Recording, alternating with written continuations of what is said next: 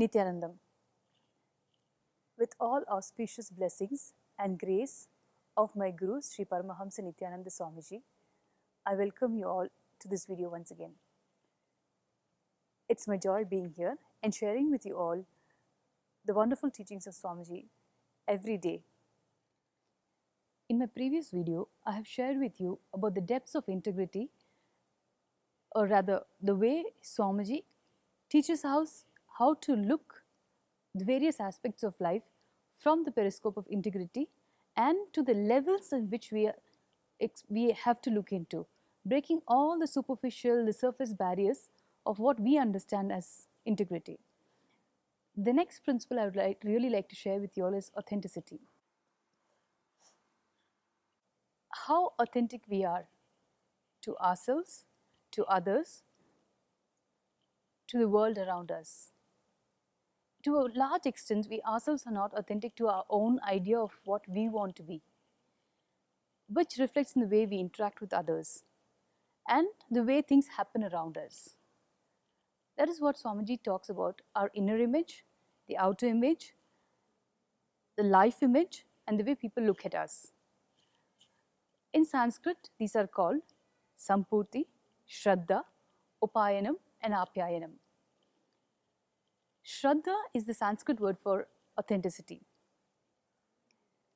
When I first heard the word Shraddha, I always thought of it as a kind of a dedication or intense concentration, let me say. I will not look at it as authenticity.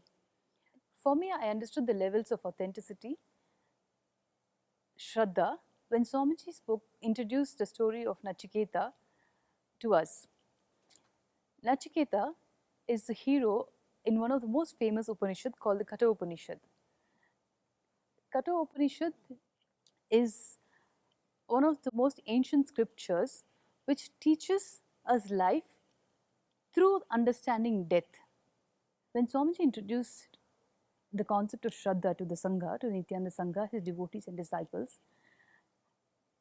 he narrated the story of Nachiketa, who is the hero of the very famous Upanishad called the Katha Upanishad.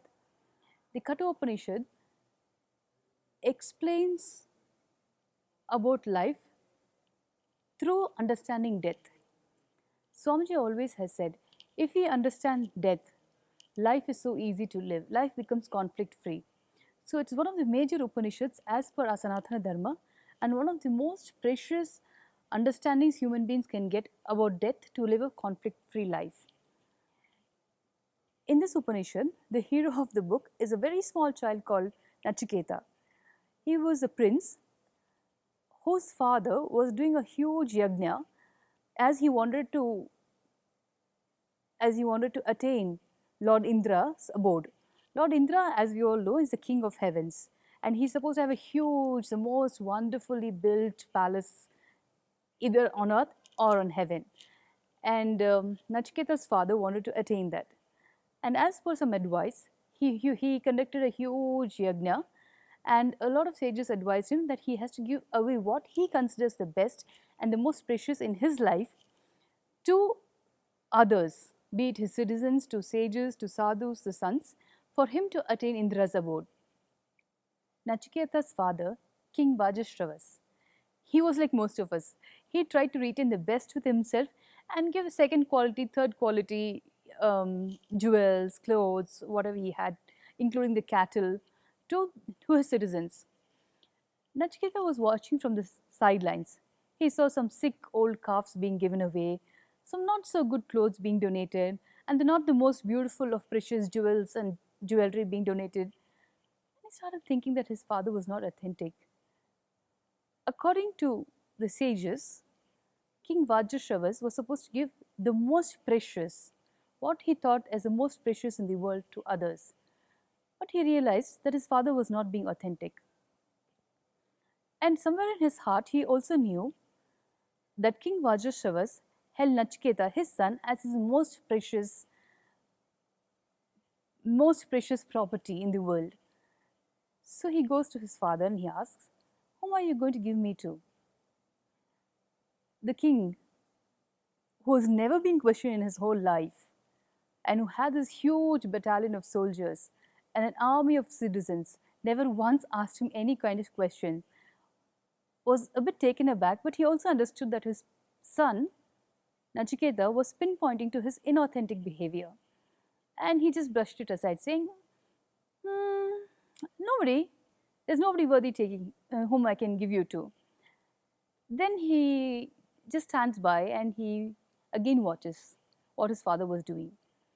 As time goes by, Nachiketa goes back to his father again and again and keeps asking him, Father, whom are you going to give me to? I am your most precious belonging. Whom are you going to donate me to get what you want? By now, the father was so angry and so annoyed. So he told his son, You're such a pest. I'm just going to give you to the Lord of Death, Yama. For most of us, when the father would have said that, for me at least, I would have been like, oh, my father doesn't like me. How can he say that he's going to give me to the Lord of Death? And I would have been very upset. But Nachiketa was so authentic. The moment his father told him that he was going to be given to the Lord of Death, he waited for some time to see if his father would act on it, which he obviously wouldn't, and he did not. So Nachiketa decides that even though his father was not being authentic, in giving Nachiketa to the Lord of Death, Nachiketa decides to be authentic. And since his father, King Vajrashravas, told Nachiketa that he'll be given to Lord of Death, Nachiketa goes to meet the Lord of Death, Yama, in his abode, the kingdom of death. To his surprise, when he goes there, Lord Yama is not at home, but he has a host of his own soldiers and so many people to take care of guests. When Nachiketa walks in, people are a little surprised. He's a kid. Why would a kid come to the kingdom of death? And they keep asking him, Who are you? What are you doing here? And then Nachiketa says, No, I've come to meet the Lord of Death and I would like to meet him. He's told that no, he's not here. He'll be back after 3 days. So Nachiketa decides to stay there for 3 days. But the Lord of Death has a few secretaries who come to him and say, No, you can't stay here. You are uninvited. We can't keep you here. This kid refuses to move. He says, Nothing doing. I'm not waiting for the Lord of Death's invitation. I have been told that I will be given to the Lord of Death by my father, and by that standard, I want to be here. I want to meet the Lord of Death. And they're not able to move. The host of servants, the host of soldiers are not able to move the child out of the kingdom. Of course, they didn't want to use force. He's after all a child. So to amuse him, they allow him to stay as a guest. After 3 days, the Lord of Death, Yama, walks into his kingdom, walks into his palace. Everybody's excited to see him. There's a lot of celebration. And as he's walking through the palace, he sees one young kid sitting in one corner and just waiting. The Lord of Death knows the history of all who are going to die in the near future and who have dead or who are in his kingdom. So he's a bit surprised to see this young child just sitting there. And he asks his secretaries, Who's that child? And so they tell him he's been here for the last 3 days, he refuses to move, we don't know anything about him, he's not eaten anything. So the king is now a bit surprised, the king of death. He goes to the kid and he talks to him and asks him, What are you doing here, child? What can I do for you? Then Nachiketa now explains what has happened between his father and himself. His father, King Vajrashravas, was supposed to donate his most precious things to the world. And Nachiketa, being the most precious to his father, was told by his father that he'll be donated to the Lord of Death, Yama, which is why he's here to meet him. So Lord of Death just laughs away and he says, No, we can't take people like that. Only if you physically die, you can even come into my kingdom. You just can't walk in with your physical body. The child, it doesn't matter to the child, he's already there. It doesn't matter if he's come in his physical form or not. So the child says, No, I don't want to go. And I can't go because my father told me I have to be here. Now, this Lord of Death is put in a very difficult position. To amuse the child, he says, No, I understand your father told you. So now I have accepted you. Now I want you to go back to your kingdom on the earth and rule the kingdom. I'll give you whatever boon you want. any bones, any number of bones you want, you ask me, I will give it. You have to go back to earth because you cannot live in my kingdom. Only the dead people can live here. The child is unfazed. He says, no, I don't want your bone. What am I going to do with your bone? If your bone is going to make me inauthentic, how is it going to help me?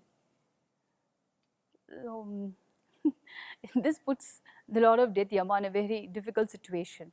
So he sits with the child and he explains, see, you being authentic is true, but you will make me inauthentic if I allow you to stay here. So I am telling you, please go back. I will free you from your father's word. Nachiketa finally agrees on the condition that Lord of Death, Yama, explains to him the mystery of death. This stumps the Lord of Death, Yama. And he's like, you're a child. How do you think you're going to understand the mystery of death? No way you can understand. Nachiketa convinces him, see, that's the only way I'm going to get out of your face. So let's do it. Either you tell me and I leave, or I'm going to stay here. You have no choice in this. So the Lord of Death gives in and he narrates the story, or the mystery, not a story. He narrates the mystery of death, in which the mystery of life also exists. This is one of the most contributory philosophical thought that has been given to the world by Sanatana Dharma.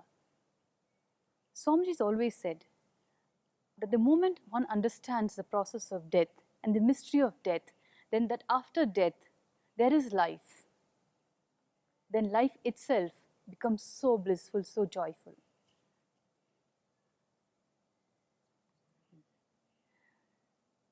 There is a very famous book by the Tibetans called the Book of the Death. Likewise, this is a Vedic book. The Vedic Book of Death is not only explains the mystery of life and death and afterlife, but through his authentic standing, Nachiketa brought enlightenment to the world, to human beings. Swamiji has said that the Kathopanishad is not just the book of death, wherein the mysteries of life is explained or the science of afterlife is explained, but it's also the book of enlightenment. This is the first time that human beings were given the science of enlightenment, and all this was possible just because of one small kid who stood on the strength of his authenticity. This is one of the greatest examples that I always go back and look into. His authenticity has become one of the greatest contributions for human consciousness. I hope you enjoyed this story. Now that I have briefly shared with you the strength of authenticity through the story of Nachiketa as Swamiji has revealed to us, in my next video, I would like to share with you